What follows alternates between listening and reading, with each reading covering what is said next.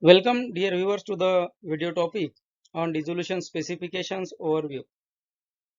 We know regarding the dissolution testing has some specifications and those specifications are dependent onto the drug product design. This video is for the overview regarding the specifications for different formulations. Dissolution specifications are the limits or specifications which define the minimum amount of the API that must dissolve or released from the formulation like dosage forms like tablets or capsules within the specific time. For example, not less than 80 Q or 85% within 15 minutes or 30 minutes. Expression for the dissolution specification, like it is typically expressed as a percentage of the drug product's label claim.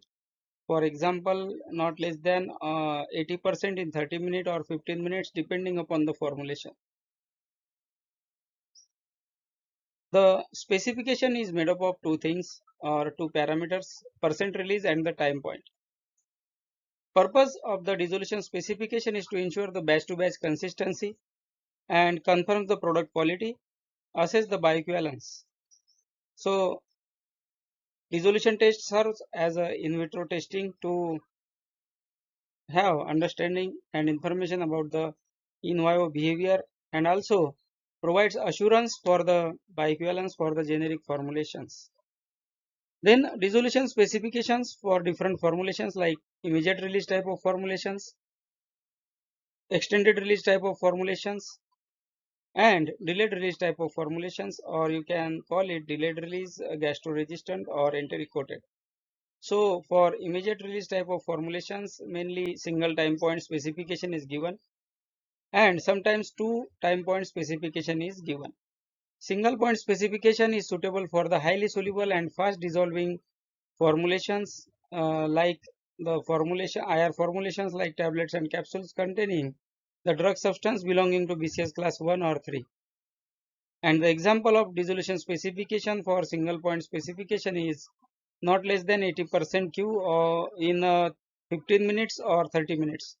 Then 2-point specification. So if the formulation is containing the low soluble APIs and it is dissolving slowly, that time 2-point specification is applied. It is applied to poorly soluble or slowly dissolving drugs like BCS class 2 or 4. Example is time points like 15 minutes and 45 minutes or 30 minutes and 60 minutes or 45 minutes and 120 minutes. So depending on to the formulation, two time points are provided.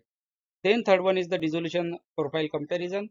It is used for product sameness assessment like F2 calculation and other similarity assessment. Time points like 10 minutes, 15 minutes, 20 minutes, 30 minutes, 45 minutes and 60 minutes is taken. So dissolution is checked at all these time points. It is called as dissolution profile. And if the dissolution specification is only single point or 2-point, that time that is called as Q point.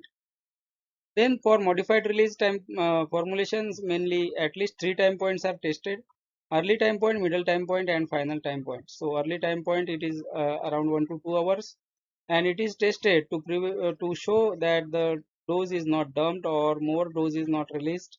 Also it is to prevent the dose dumping and to understand about the formulation behavior.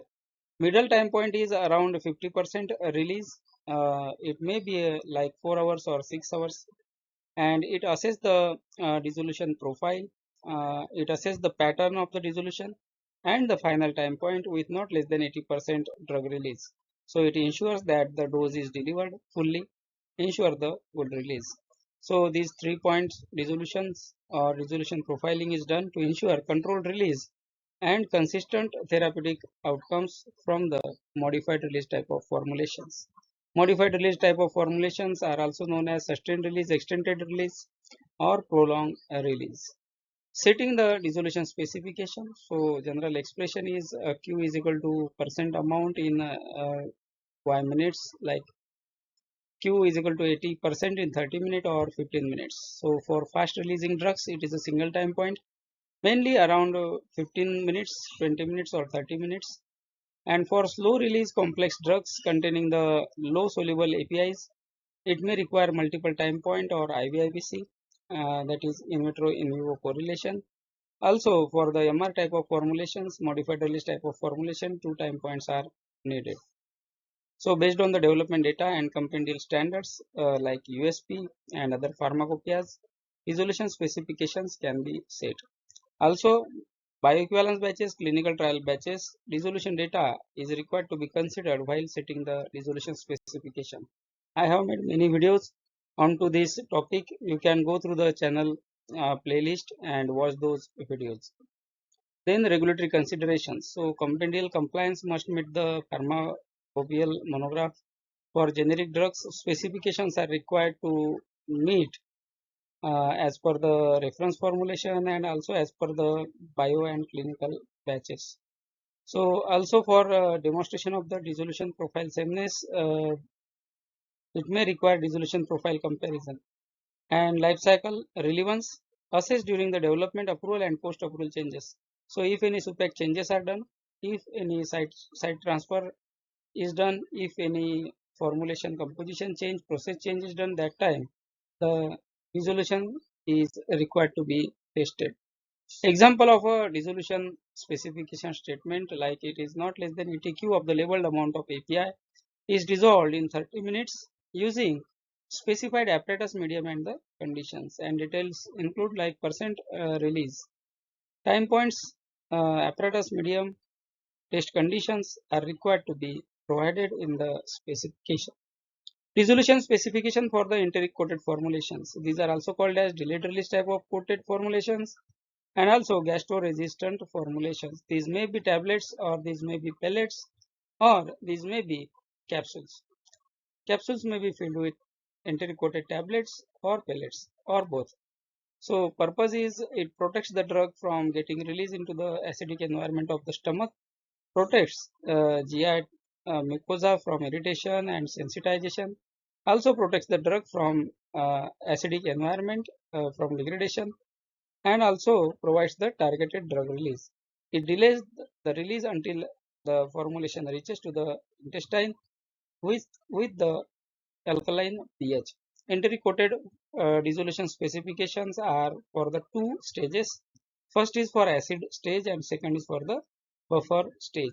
So for acid stage, dissolution is performed for 120 minutes in 0.1 normal HCl with pH around 1.2, and specification is provided like not more than 10% of the drug get released. At least the formulation should show the release less than 10%. Also, the formulation should not release the drug in acidic environment, but 10% is the limit. Then buffer stage, it is post acid. Method A and method B are given in the USP. So accordingly, the buffer stage is performed in PS 6.8 phosphate buffer or PS 7.5 as per the product requirement, and specification is generally like not less than 80% Q or 75% Q or 70% Q depending on to the formulation in 45 minutes or 30 minutes. So it is dependent on to the formulation. Regulatory compendial requirements are required to be followed. Always follow USP, EP, JP and two-stage protocol for enteric coated formulation dissolution. Use USP apparatus 1 or 2 and validate for the robust pH triggered release. Because the enteric coated formulations are coated type of products, pharmaceutical formulations in which enteric coating is done. Enteric coating is done with the polymers which are sensitive to the pH. These are not soluble or swellable in the acid, but these are soluble and swellable in the alkaline pH. This is the information regarding the dissolution specification overview. Dissolution specifications are product specific. Dissolution specifications are required to be discriminatory. Otherwise, the too wide dissolution specification will not provide you the required discriminatory power. I hope this video will help you to understand these terminologies and understand the dissolution specification type and its requirements. Thank you for watching the video.